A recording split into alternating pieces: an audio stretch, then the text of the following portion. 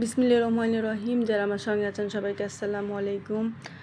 প্রথমে আপনারা দেখছেন লুবাবা দোল খাচ্ছে, আর রাইহা আমার সেলিম ভাইয়ের ছোটো মেয়ে ওকে দোলনায় দোলাচ্ছে।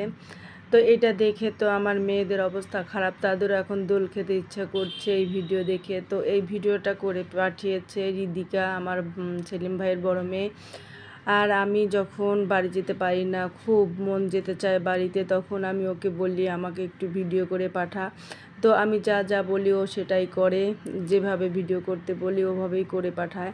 তো এখন বাড়িতে প্রায় আমাদের ভাই বোনের মধ্যে বেশিরভাগই বাড়িতে গেছে বেড়াতে, অর্থাৎ আমরা 7 ভাই বোনের 5 ভাই বোনই এখন বাড়িতে। বড় ভাই রাজশাহী থেকে এসেছে, সেজো ভাই নরসিংদী থেকে এসেছে, আর আপা পাবনা থেকে গিয়েছে। শুধু আমি আর আমার ইমিডিয়েট বড় ভাই মিঠু ভাই যেতে পারিনি।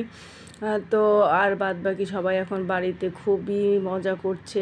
আর কাঁচা আমের সিজনে বাড়ি যাওয়ার যা কি মজা, কাসুন্দি কাঁচা আম খাওয়া, আর সেটা তো আছেই। আর এটা লুবাবা, এটা লুবাবা আপার নাতনি, শরীফের মেয়ে। তো তার তো আর ফুর্তির শেষ নেই, সে এত আনন্দ করছে। বাসায় তো দুষ্টামি করে, চার দেয়ালে থাকে। তো বাসায় গিয়ে আসলে বাড়িতে গিয়ে যে কুয়ার ব্যাঙ সাগরে পড়লে যা হয়, ও শুধুই একা একাই ঘুরে ঘুরে বেড়াচ্ছে, যেখানে ইচ্ছা সেখানে যাচ্ছে। তো একটা অকাজও করে ফেলেছিল, সে পুকুরেও নেমে গিয়েছিল। তো ভাগ্যিস পাশের বাসার সোমা দেখেছিল। আর এটা হচ্ছে মেজো ভাইয়ের নাতনি। তো নাতনিদের ভরপুর আমাদের বাড়ি।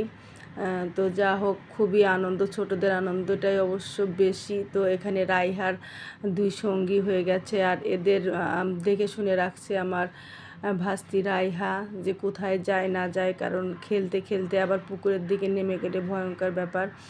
তো এখন আবার লুবাবা দেখা যাচ্ছে রাইহার মাথায় তেল দিয়ে দিচ্ছে, ও যে কি ফুর্তিতে আছে। আর এটা দেখে আমারও খুব হিংসে হচ্ছে, আমার মনে হচ্ছে বাড়িতে চলে যাই।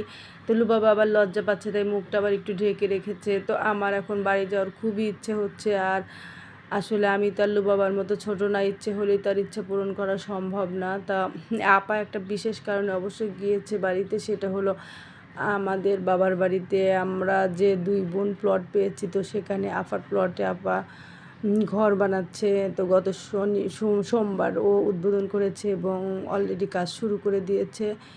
তো আমারও ইচ্ছা আছে, করব ইনশাআল্লাহ। তো আপা আগে করুক। তো আমার অবস্থা যে টাকা পয়সা নেই, কিন্তু কুঁড়ে ঘরে শুয়ে লাখ টাকা স্বপ্ন দেখা। তো আমি এই লাখ টাকা স্বপ্ন দেখতেই শুধু পছন্দ করি। আর এটা লুবাবার ভাই আয়ান, সেও বাড়িতে গিয়ে মহাফূর্তি। তো শুধু আমরাই যেতে পারছি না, আমার মেয়েদের জন্য খুবই কষ্ট হচ্ছে।